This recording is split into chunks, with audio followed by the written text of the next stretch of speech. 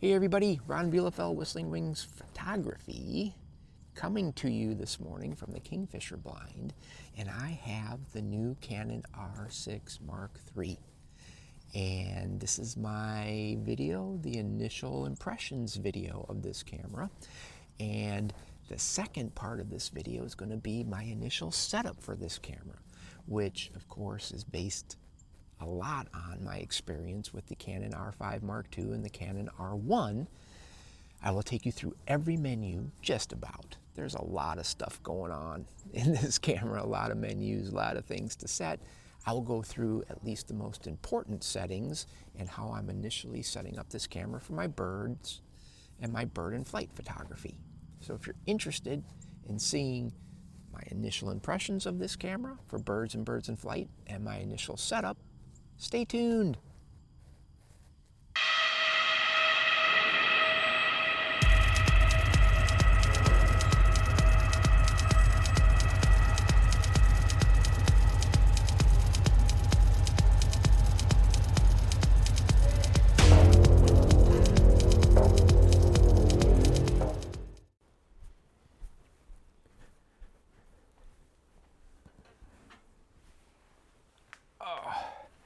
Hey everybody, Ron Bielefeld, Whistling Wings Photography, back from the field where I've been testing this camera, the new Canon R6 Mark III.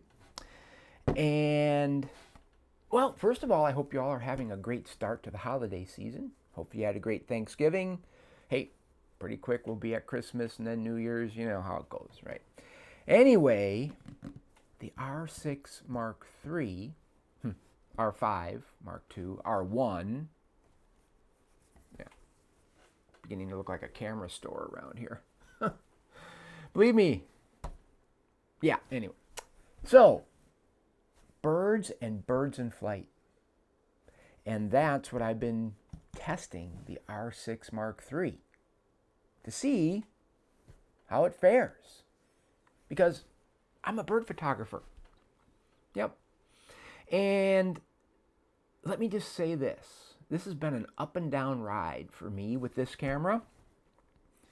I started out shooting this camera and coming home and saying, wow, $2,700, $2,800 US dollars for this camera. More for this one, more toward 30 some $100. This one, R1, of course, much more than that. So we're talking about a camera here that can do a lot of what these cameras can do for less money. And I want to start out by saying these are my initial thoughts on this camera for birds in flight. And so, just after a very short amount of time shooting this camera. So my feelings on this and what I say coming up in this video might change a bit, but I've done enough with it already, and I've been shooting Canon cameras for a long time, so I feel like I can give you my initial thoughts. And like I said, it's been an up and down ride. My initial shooting of this camera, I'm going, wow, for the price point, unbelievable, really good. Then, well, we'll get into the but part of this. I need to get my notes up here because there's a lot to talk about in this initial thoughts thing. And we're going to start out where I usually start out, which is the ergonomics and handling of this camera. And it's what you'd expect from recent Canon bodies. It feels a lot like the R5 Mark II when you grab it. I've got the grip on the R6 Mark III. This has got the cooling grip on my R5 Mark II. I like grips on my cameras. Of course, the R1 has the built-in grip. So I have the standard grip on the R6 Mark III, and it takes the same grip as for the R5 Mark II, which is always nice. It takes the same battery, so it's great. And gripping it, I love it. Either way, it works. It works well for my hands. It has the essential, I think, 3 dials. The main dial up by the shutter button. You've got it doesn't have the mode button in here, but it's got a dial here. And then it's got your thumb wheel in the back. So you can have your shutter, your ISO, your aperture, all on a different dial, which for me, shooting manual exposure all the time is a must. The 3 dials. Perfect. 3 back buttons, of course, for autofocus for me and other things. Perfect. Yeah. So, video stills switch now. It's becoming prevalent on all of the recent Canon camera bodies. This one's a little different than the R5 Mark II and the R1, where they have a mode button up here. This one has a mode dial. Okay, that's fine. That's fine. Kind of. We'll talk about a little caveat to that coming up. So overall, Viewfinder, I was really hoping in some of the specs, the speculated specs, before the camera actually came out, said that the Viewfinder was going to be upgraded to the R5 Mark II's viewfinder, more resolution, and so didn't happen. Is it okay for me? Yeah, it's okay. I really love looking through this viewfinder, and I really, really love looking through this viewfinder. And would it be better to have that viewfinder, you know, one of these two in here? Yeah, it would, but again, $2,800, okay? Keep that in mind. So there you go. Yeah. So, ergonomics and handling on this camera. This thing keeps timing out on me. The one thing that I'm wondering about is why couldn't Canon build... The R5 Mark II gets warm when you shoot. If you look through the viewfinder a lot, and the viewfinder's on all the time, and you're autofocusing a lot, and I shoot in scenarios like the Belted Kingfisher that I'm doing right now. I shoot in those scenarios quite a bit. This thing gets hot just like this one. Just like the R5 Mark II. The R6 Mark III gets hot. What they did for the R5 Mark II is they put a cooling vent system in here, and they built the cooling grip. Like I just said, the standard battery grip fits on the R6 Mark III. That also fits on the R5 Mark II. Why didn't they build in the cooling vents so I could use a cooling grip on the R6 Mark III and keep the temperature down? Because it does get warm. It starts creeping up there, and it hasn't even been that hot out here in Florida. It's coming into winter now. And if you shoot video, 120 frame video, 240 frame video, it gets hot. Dang. I wish they would have put the cooling mechanism that's in this camera and this one. We're building up to the thing, you know, to the whole point here that you can't make this camera for $1,000 less than this camera. That theme's going to play along here, and it's going to culminate in something that's really important. The temperature thing is kind of important, but it's not as important as an aspect of this camera that's really important coming up, that this one has, that this one doesn't, that kind of thing. This thing, quit timing out on me.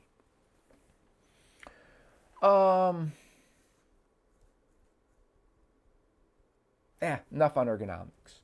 Let's talk about the overall shooting experience with this camera. I noticed a couple things, again, not deal breakers by any means. Talked about the lower resolution viewfinder, but more on the viewfinder. I've noticed that when I have pre-continuous shooting on, when I'm in electronic shutter, and I'm going to do something, just hold on. This thing wants to keep trying to fall over, and it's because that thing isn't where it belongs. So before that falls over, I just fixed it. Okay, so now the viewfinder, when you're in electronic shutter and you're using pre-continuous shooting, I noticed that when you're half press, the viewfinder goes from very sharp on your subject to kind of blurry on your subject. And then actually that happens when you're shooting too. I wonder why that... I don't think I've ever seen that before. It's not a deal breaker, but it is kind of, what? Noticeable, annoying maybe at times. I like to see a very sharp image of what I'm shooting through my viewfinder. So that was an interesting kind of thing that I saw. I don't see that on any other cameras. But I did see it on... Have you seen that on your R6 Mark III? Let me know. Let's see. Yeah, I mean, when you shoot a mechanical shutter on this camera, the it looks fine. There's no blackout. There's no stuttering. You don't have a mirror anymore, you know, like we did with digital SLRs. And so, you know, that's fine. But when you're shooting a mechanical shutter and you're shooting static stuff, no big deal. When you're shooting fast action, I'm going to use belted kingfishers a lot here because they're fast. You know, slow moving birds flying or static birds or, you know, whatever, it's the viewfinder behavior is fine, but when you're mechanical shooting, you're trying to track very fast subjects, it's going back to that laggy kind of feel. Unlike shooting electronic shutter at 20 frames per second on this camera or 40 frames per second on this camera. It's beautiful. Tracking's not a problem. It's like real time. It's just easy to stay on fast moving subjects. Not so when you're in mechanical. So that's a shooting experience thing that I don't prefer. So I don't know. What do you think about that? I'm going to ask you a lot about what you think, and we can talk about this in the discussion below. Got to re-up my thing here. Let's move on to image quality. Because that's important. Obviously, we're taking pictures. It matters big time. Image quality on this camera is great. It's really good. There's an upgrade here from the recent R6s, the R6, the R6 Mark II, up from 24 megapixels to 32 megapixels.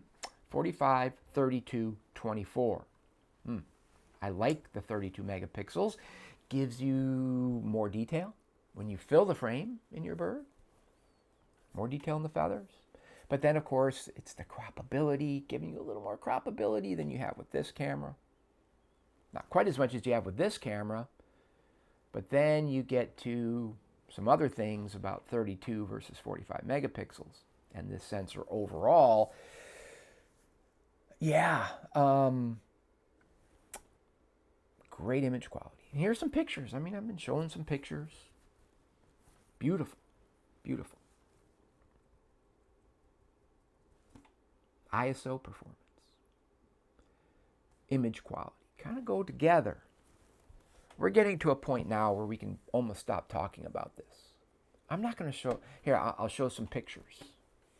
And ISO 10,000, 8,000, you know, I'm down, I don't know how far down I'll go because it doesn't really matter once you get down.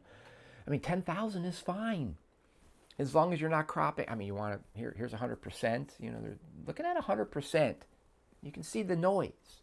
The noise pattern is very, very even and uniform, easy for noise reduction to deal with. I'm not at all disappointed in the noise reduction, or in the noise produced by this camera at up to ISO 10,000. So, image quality, ISO performance, autofocus. Autofocus.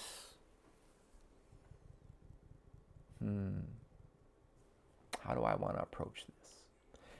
Overall, if you're shooting relatively slow subjects, birds, static birds, autofocus is right up there. It's the same autofocus system in the R5 Mark II now. It's great. But then you get to mechanical shutter. Or, for that matter, electronic first curtain. And remember, this is initial now. And I think it's a combination of a couple things. One is autofocus doesn't seem to be as good. Doesn't grab the bird, hold on to the bird as well as if you're shooting electronic shutter. It's harder to pan accurately with fast-moving subjects when you're in mechanical or even electronic first curtain. And that probably adds to the autofocuses in a, you know, it's having a harder time grabbing and staying on my subjects. Now this is me, initial findings. May get better at it, but I don't like it. The autofocus is great when you're shooting the electronic shutter. So then you're saying, why don't you just shoot electronic shutter all the time? Well, we're getting to that. We're getting to that.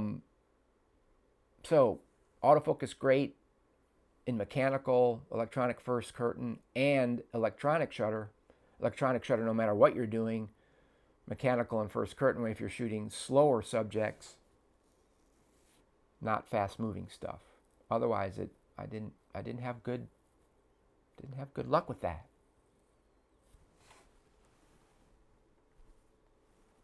Yeah. Technology keeps timing out on me. I thought I had it set so it wouldn't, but we're going to keep going. All right. So, here's something. The buffer on this camera. Hey, they put a compact flash express card slot in this version of the R6, and that's a great thing. And now they deepened the buffer. And so now you can shoot 40 frames per second, and the buffer's not bad. It doesn't fill up right away. I've shot some pretty long sequences. I think it's okay. Drop down to 20 frames per second electronic shutter, it's even better. This is with CRAW, not RAW, so file sizes are a little bit smaller. And I have no problem with the buffer now in this. Buffer dumping, pretty darn fast now. Right up there. Right up there. Because of the compact flash express card, write speeds are faster. Dumps the buffer pretty fast. Fast enough. I'm okay with it. That's a great improvement for the Mark III of this camera. All right, so now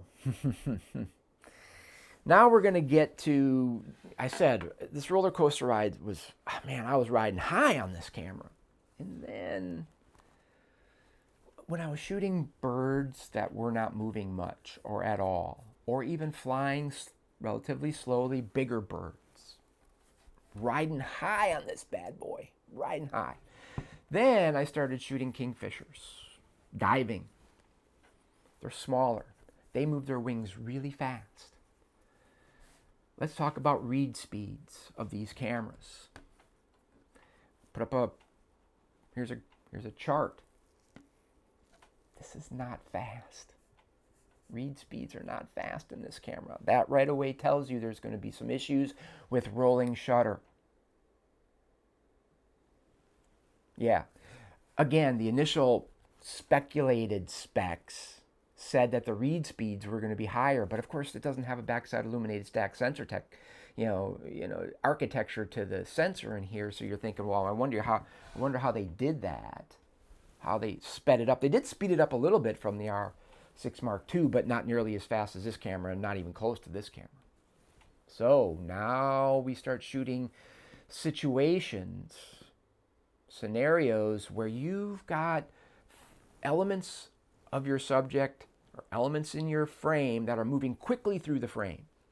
Now, if you can pan with it, it's fine. But you're panning with the bird going this way and its wings are going really fast. Rolling shutter is a big deal with this camera. So, warning, warning, warning. If you're going to shooting scenarios, we're talking about birds in flight here, so let's just stick with that, where you've got wingtips, wings moving quickly, and here's some pictures. I'm not going to put up a bunch of them because you see it once, that's all you need to see. There's two elements to this. One is it distorts, of course, the wings of the bird, but also there's banding that happens in the wingtips. I saw that. I've seen this before. The original R5. That banding. Not just distortion, but banding. It ruins the images where it occurs. That's all there is to it. I come crashing back to earth, of course. Because I shoot a lot of birds in flight, a lot of smaller birds in flight that have elements moving through the frame quickly that you're not panning with to take that away. Wings move in the opposite plane than the bird a lot of times and stuff. So Wow, and it happens quite often with smaller birds. The kingfisher, a lot of frames were just no good. So you've got a camera that can, here's, believe me, I get it. Again, if they would have made this camera 32 megapixels, 40 frames per second, put a backside illuminated stack sensor in there, or did some other magic to where the read speeds were good enough to eliminate rolling shutter with electronic shutter, then why would you buy either of these cameras, really? This has got a little bit better autofocus system, yeah. But for $2,700, so they didn't. But this, here's the problem. It's 2025 going on 2026. And you've got a camera, for me anyway, that can shoot 40 frames per second. Why do you have 40 frames per second? Because it's for fast action. I can't come up with a scenario for myself where I've got a static subject where I want 40 frames per second. I mean, or even 20. Why? I mean, it's for the fast action to get all the wing positions. And so we'll talk about some more. Okay, so this camera, the autofocus is great when you're shooting electronic shutter. Never misses, kind of like, well, it misses every once in a while. Like these cameras, very, very, really good. Again, for action. But then you have such bad rolling shutter that you can't shoot action. Fast action, you can't do it because the rolling shutter effect on the elements of your subject or elements in the picture are just completely distorted, barring in there and stuff. Now, I'm talking from my perspective. I'm sure there are shooting scenarios out there with other things other than birds and stuff. You know, yeah, there's slower birds, bigger birds, slower wing beats. You saw the images earlier. I might show a couple more of them now again. There's no issues with rolling shutter when the bird's wings are, you know, really slow.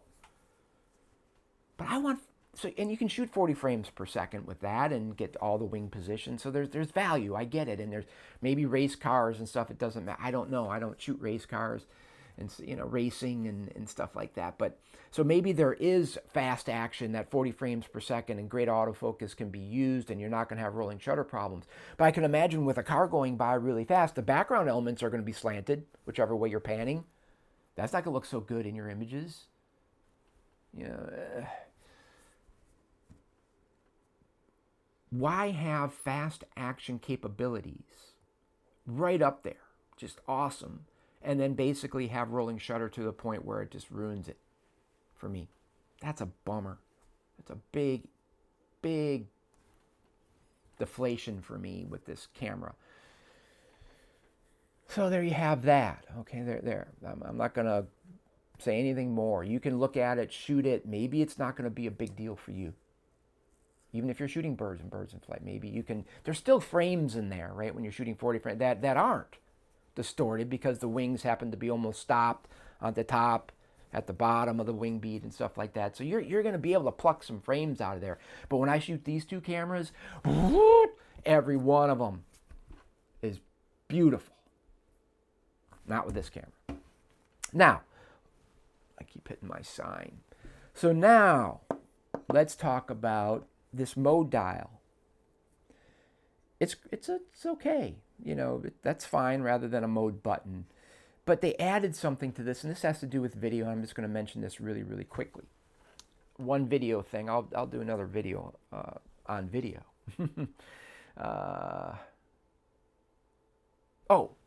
Let's not go there yet. Let's talk about shooting mechanical shutter, and or even electronic first curtain. You drop to 12 frames per second. For many, that might be fine, even for fast action. We talked about some of the drawbacks of that with autofocus and tracking. And, you know, that's, you know, the 12 frames per second, that's still pretty good when you think about what we kind of ended with digital SLRs, like 14 frame per second burst maximum speeds.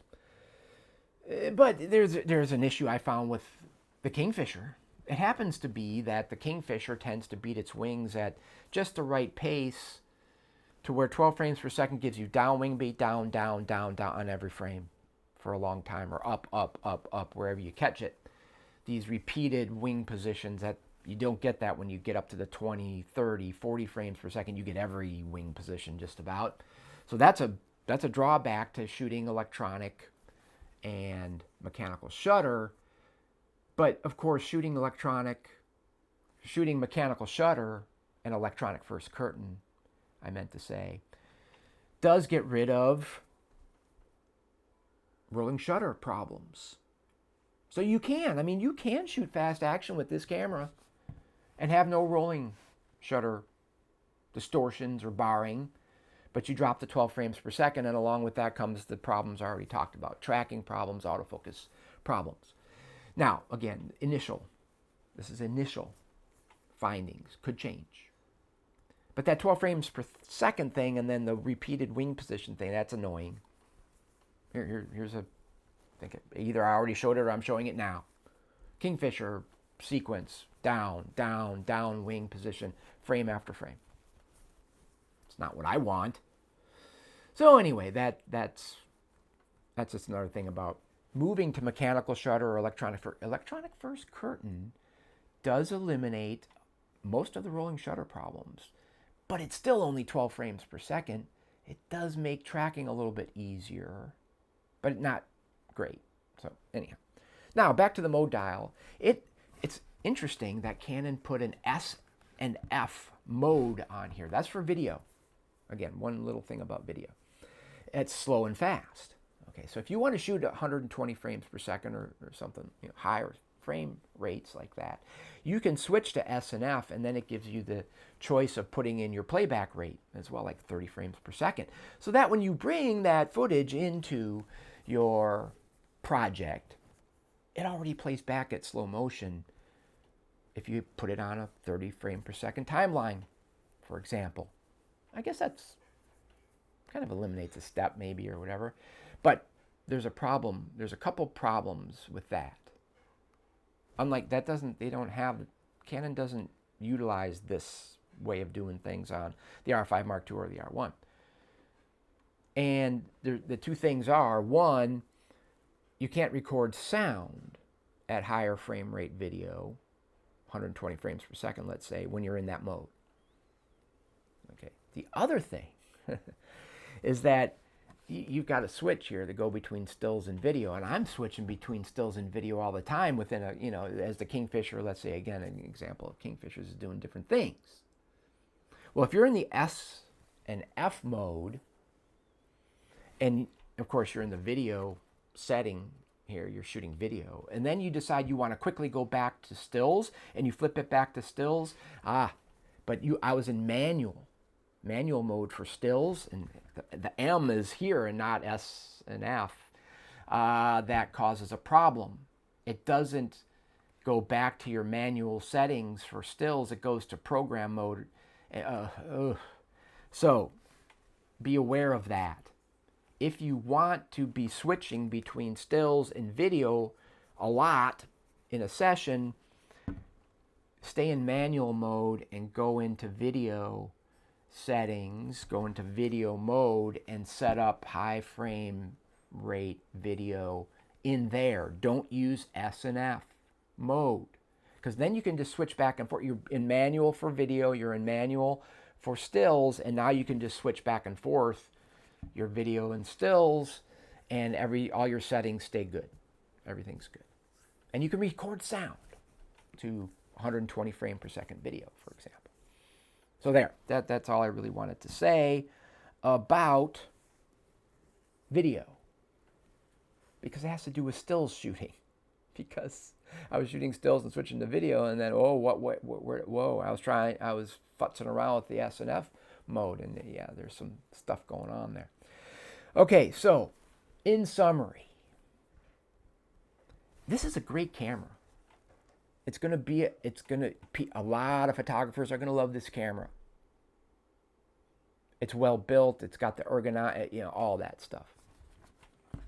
But there's going to be certain scenarios if you shoot a lot of fast action and things are, it's really the thing that kills this camera for me, and maybe for some of you, is the rolling shutter. It's still in there. Moving into 2026, should we be dealing with camera bodies coming out that are dealing with rolling shutter and electronic shutter? Hey, there's manufacturers out there that aren't even putting mechanical shutters in their cameras anymore. So you're thinking that rolling shutter isn't a problem on any of those cameras, or it wouldn't work at all, right? Because there's no option. Then you have no option to get away from it. The R5 Mark II and the R1 are still the superior choices if you're shooting fast action in scenarios where rolling shutter is going to be a problem. Don't shoot hummingbirds in electronic shutter with this camera. Please don't do that to yourself. You can shoot mechanical shutter. Probably work. It would work. You're not going to be tracking them really, so it'd probably be fine. But anyway, stick with these two if you're in those scenarios. This camera is going to be great for a lot of people, especially people that are going to shoot a lot of video. And I'll talk about video in a video-centric production I'm going to put together in the near future, because this thing has some unbelievable video capabilities. So that's it. That's my initial thoughts on the R6 Mark III for birds and birds in flight. Hey, I'm really glad you tuned in. Let me know what you think about the camera if you've got it. Let me know what you think about the camera if you don't have it and you were thinking about getting it. Now, there's going to be a second part to this video, and it's going to go through not every, but most of the menus in this camera. My initial setup for birds and birds in flight for the R6 Mark III. So if you want to see my initial setups, and of course they'll probably change, but maybe not as much as in the past, because my settings are based on shooting these two cameras for a long, long time. So if you want to see my initial setup for this camera, there are a few different things in here. Stay tuned to the second half of this video. Until next time, if you're leaving the channel now, have great light, take great images, be safe out there, and I'll see you soon. For those of you who are going on to the second half of the video, I'll see you really soon. Okay, so here we are. But before we get into the setup of this camera,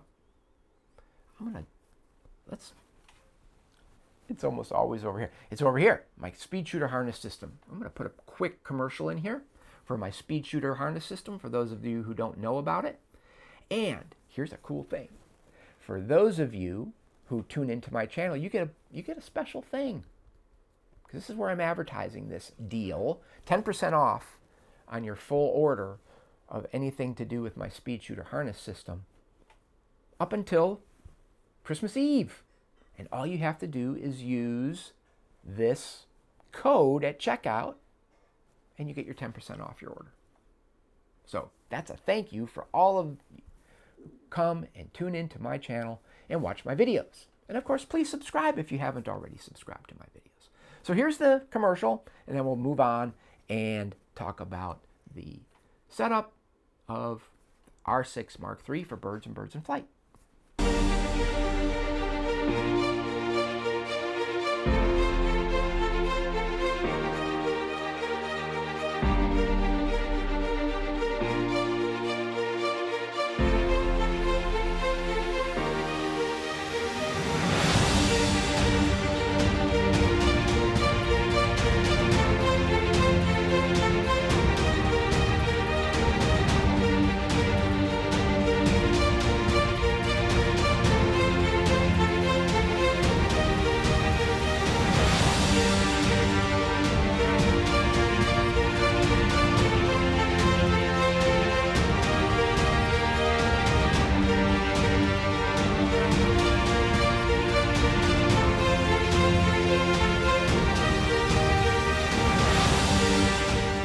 Okay, so let's get into the menu system of the R6 Mark III, my setup for birds and birds in flight.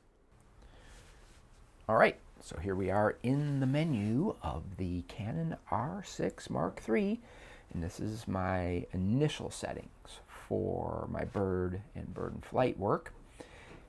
Start the only place you can start, and that's at the beginning. It doesn't really, you know what? It doesn't even really matter if you start at the end. It's still the beginning.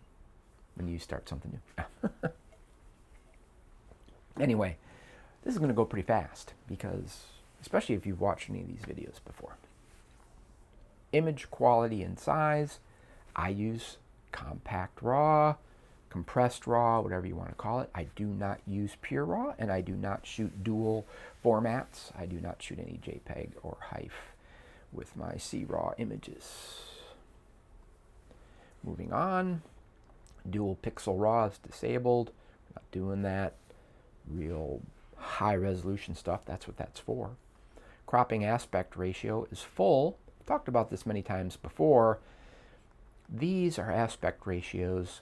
When you shoot in these aspect ratios that I'm highlighting right now, you get the full image recorded. This is a crop mode, 1.6 times crop. It was like you're shooting a cropped sensor camera, and when you shoot in this mode, you do not use the full sensor, so don't expect to go back into post-processing and say, oop, I don't want that crop anymore, give me the full sensor readout of the CRAW. Nope, doesn't exist. So, full for me. Just move on from there. No exposure compensation, talking about that. That's not where you'd set it in here anyway. You'd have a dial set for that if you're shooting in any of the metered modes, but I shoot full manual almost all the time, so that doesn't really come into play. ISO speed settings, you go in here, you can change the range of your ISO. You can actually go over here and increase this, expand it, if you will. 64,000 is plenty. I'm just going to leave it right there. Auto range, I don't shoot auto ISO. I just don't really ever shoot auto ISO. Again, you can set the range for that if you want, and you can set the minimum range, shutter speed as well down here. So moving on, anti-flicker, we don't worry about that. That's for shooting under flickering type light systems in gyms or something like that. External speed light control, we're not talking about shooting with flashes right now, so I'm not going to do that. Metering mode I have set to spot metering. It's because I like to have the little circle in the center of my frame when I'm shooting. It's a nice target for me when I'm shooting fast subjects. That is where I try to keep the head of the bird that I'm tracking. Really fast things like diving kingfishers, for example.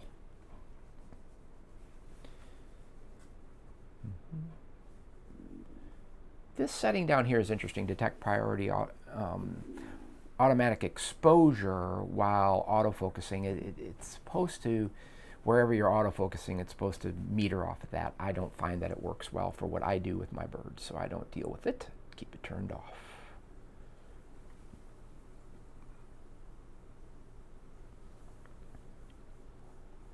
Color mode, color space, clarity, all this kind of stuff does not affect your CRAW images. So why are they there? If you shoot JPEGs, of course, or if you shoot HEIF, of course, they are applied to those images. And also they're applied to the preview JPEG that you see when you look at your images on your camera, either via the LCD screen or via the viewfinder.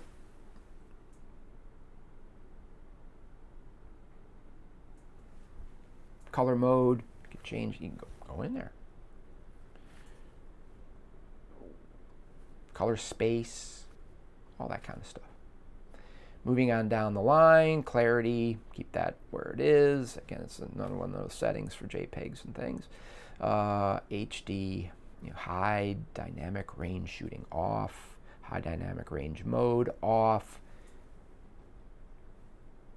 Lighting optimizer, these are all similar to how I set up my other cameras. White balance, this is interesting. The R6 Mark III has multiple Kelvin value bins. You can have them set to different Kelvin values, which I do. Interesting, I like it. And I set them to different things. 6200 is about where I shoot. Of course, you can shoot auto white balance if you want, but I shoot a Kelvin value. No custom white balance, no white balance shifting. Lens aberration correction. For this lens that I have on here now, which is my 16 to 35 EF lens, I might have peripheral illumination correction on, but generally I have all this stuff turned off. I have this lens on here just because it's small when I'm doing this kind of work, recording the menus. Long exposure noise reduction is off, but you'll notice that on this camera I have the high ISO speed noise reduction all the way up to high. I find in the newer Canon cameras this is fine, it works well, and I like the results that I get from it. It doesn't destroy any detail in my birds, really, and it keeps the noise under control. Dust delete data, not going to worry about that. Multiple exposures we're not doing, focusing bracketing we're not doing. Drive mode, you don't set it here anyway. I have it set to H+. I almost always have it set to H+, whether I'm shooting in mechanical or in electronic shutter. The thing about this camera is that you don't have any control over what H+, the different drive modes, okay? H+, H, low speed. In the R5 Mark II and in the R1, you can set the frame rate for H+, H, and low speed. Here it is 40 frames, 20 frames, and 5 frames.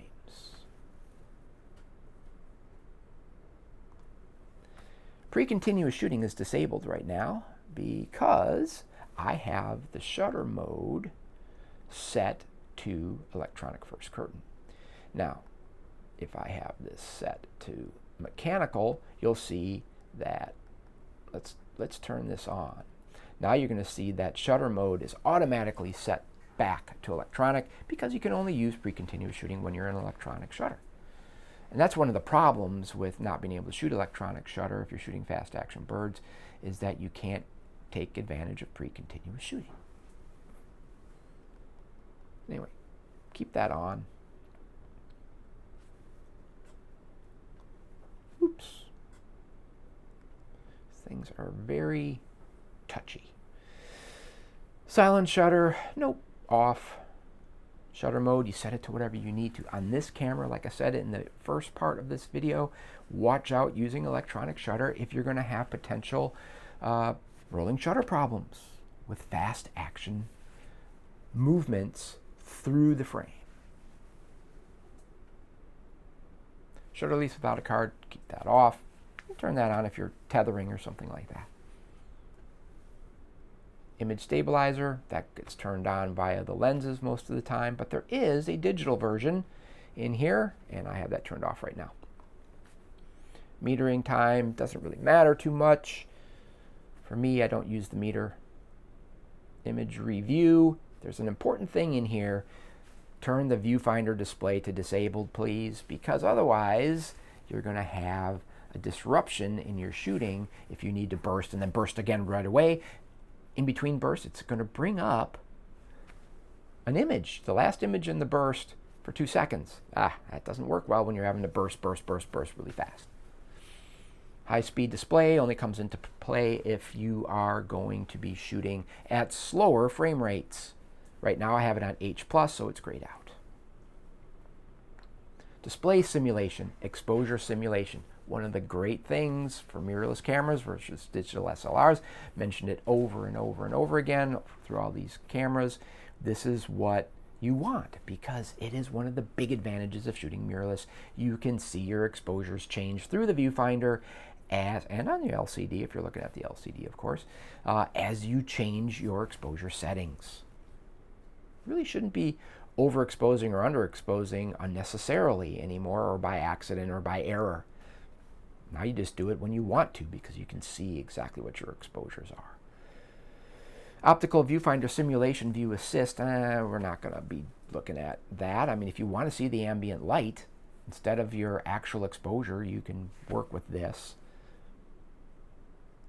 C-Log view assist and HDR view assist, all it does is it changes some things so that it portrays more of what it actually looks like.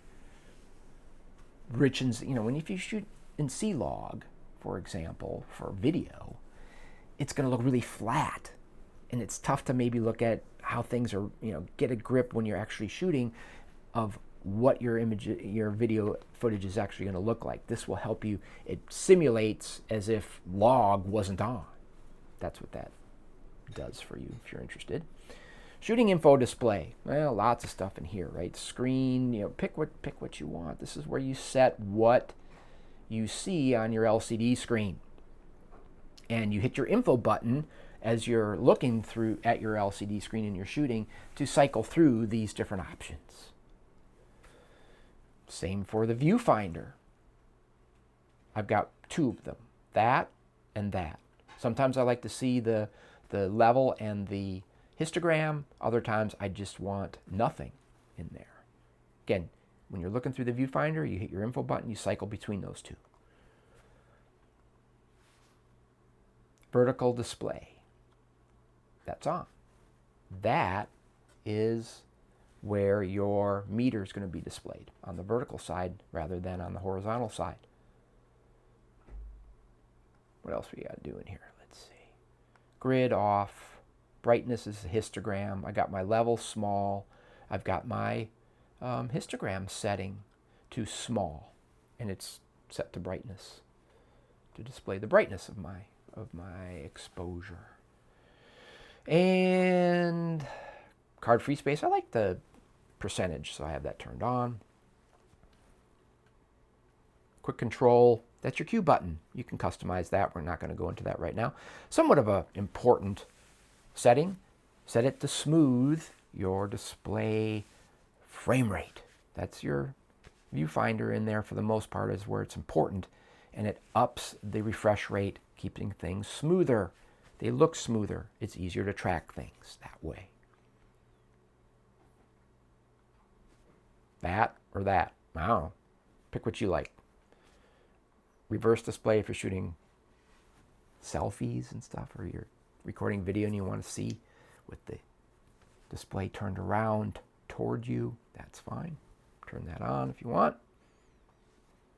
The temperature thing, I have it set to standard right now. I could set it to high if I started having problems with the camera starting to overheat too soon for me, but right now it's on standard.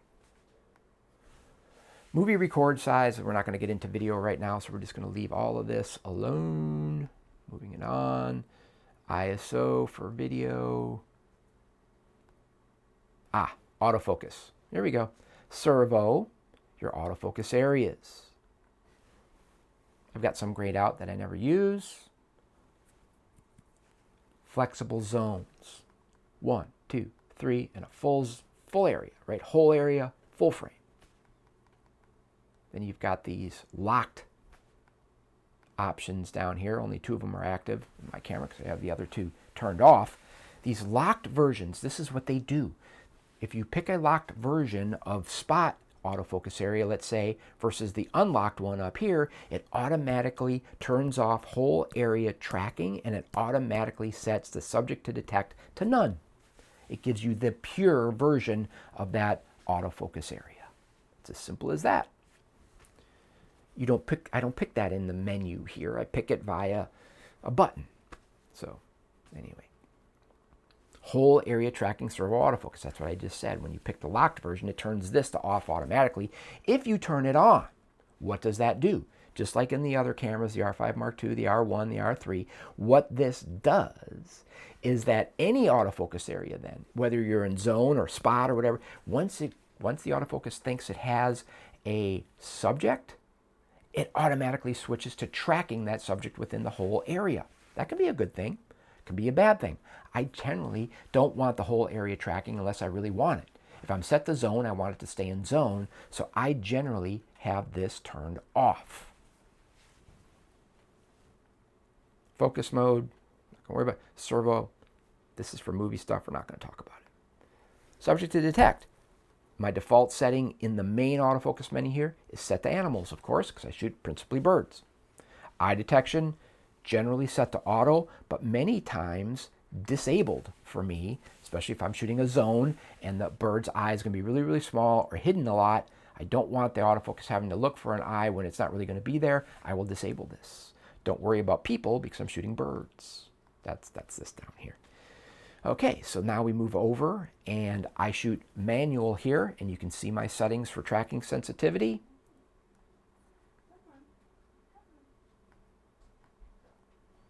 and XL, you can see my settings for tracking sensitivity and XL decel tracking, negative on tracking sensitivity, kind of a locked on thing, and then XL decel tracking up to the plus side because I do shoot a lot of erratic subjects.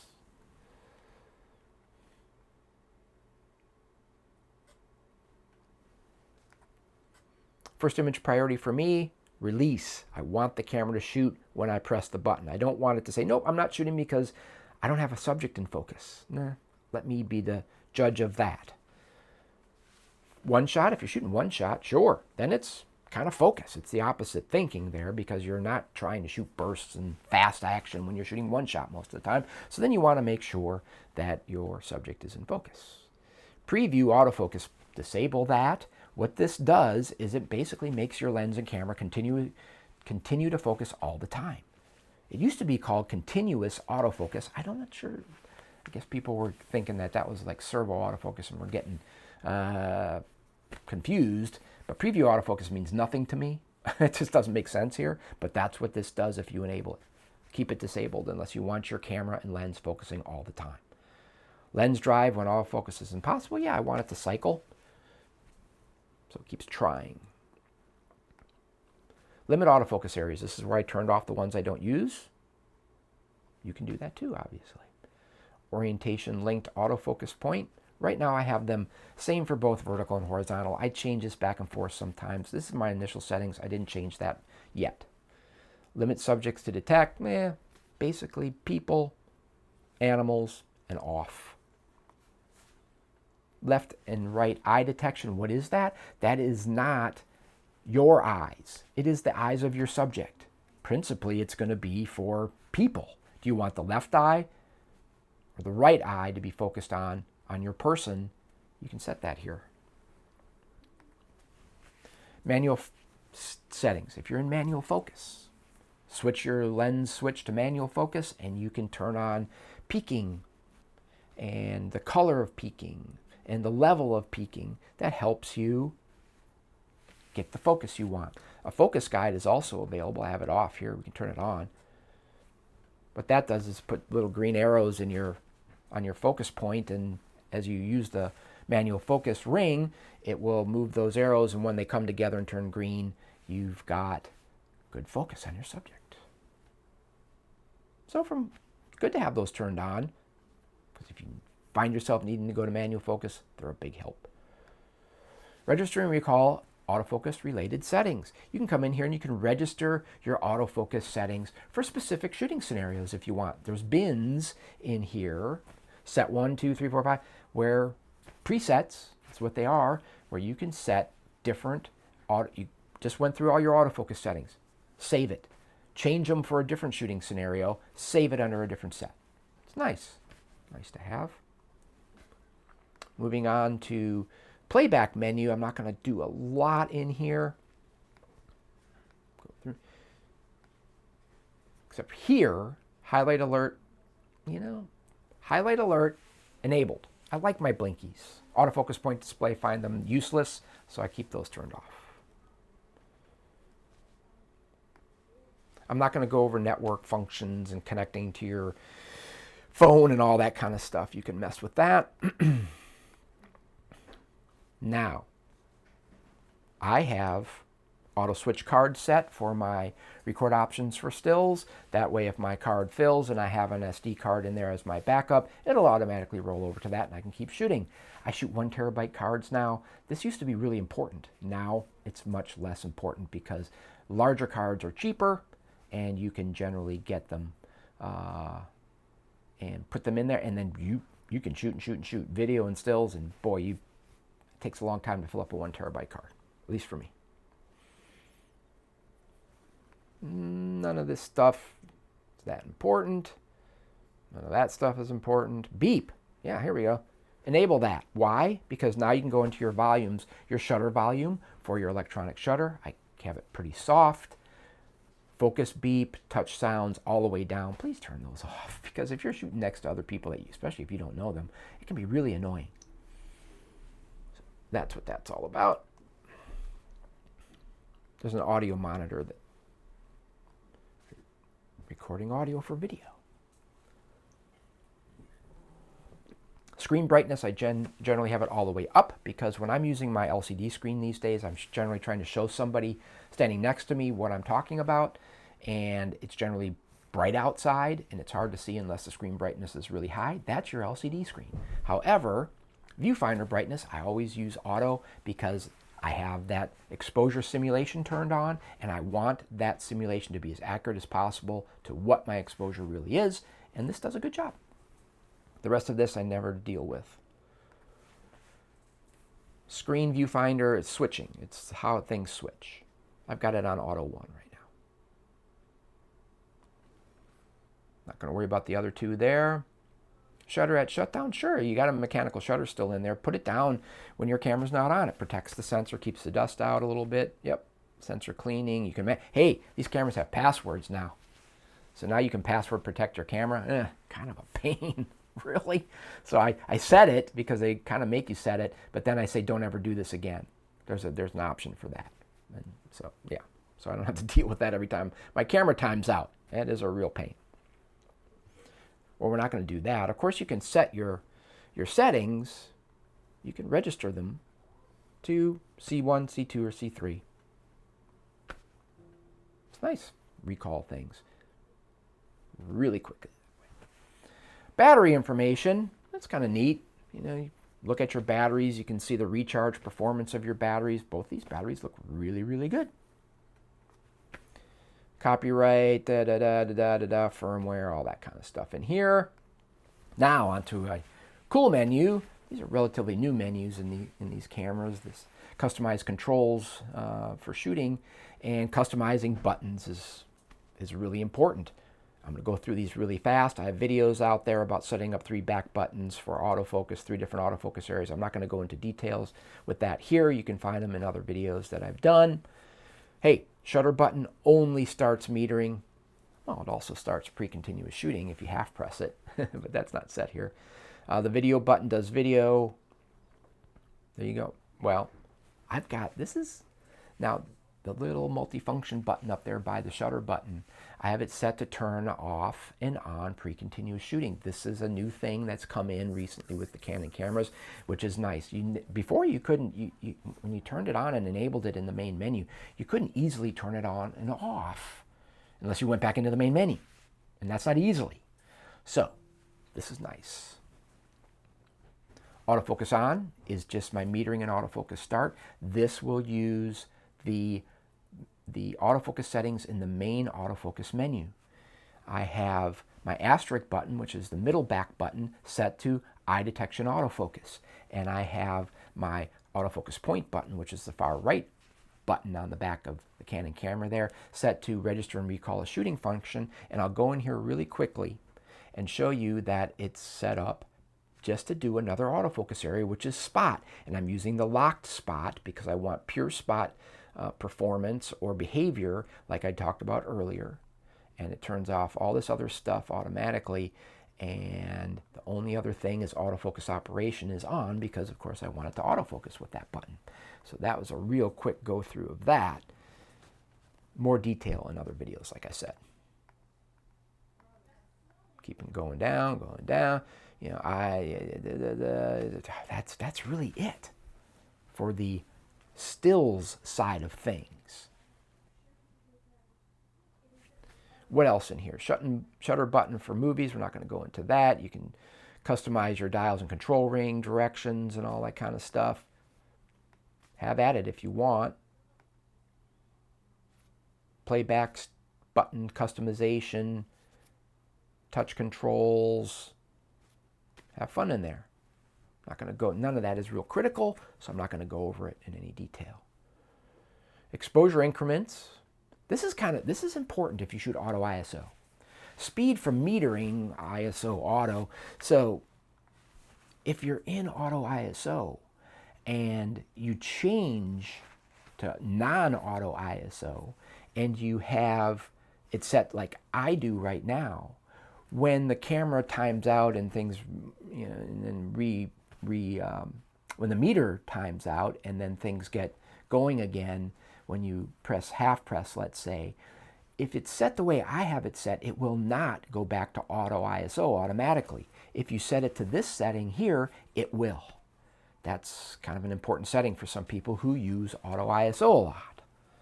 Bracketing, auto cancel, having that turned on is important if you ever bracket, because you'll always forget to turn the bracketing off if you don't have it auto cancel.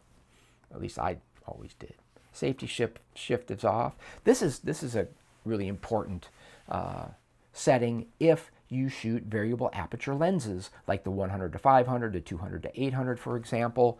This will change your ISO speed to keep your exposure the same if you're shooting, let's say, manual exposure like I shoot all the time. I have my exposure set. I'm zooming in and out. I don't want my exposure to change. Hey, let the camera automatically change the ISO speed to keep the exposure where I have it. The rest of this stuff, you can go in here and change these different, I don't. I haven't yet anyway in my initial settings. Hey, that was a quick run through, but that is basically it. That is my initial setup of the Canon R6 Mark III. I hope you found that useful. So now, let's get out of here and we'll finish up this rather lengthy video. Well, there you go, everybody. That's my initial thoughts and the initial setup of my Canon R6 Mark III. I'm going to be doing a full review of this once I've had the camera longer and have gone through a lot more shooting scenarios with it. And so some of my opinions may change and some of my settings may change. So we'll get to that in future videos. And of course, I'm also going to do a video on the video aspects of this camera.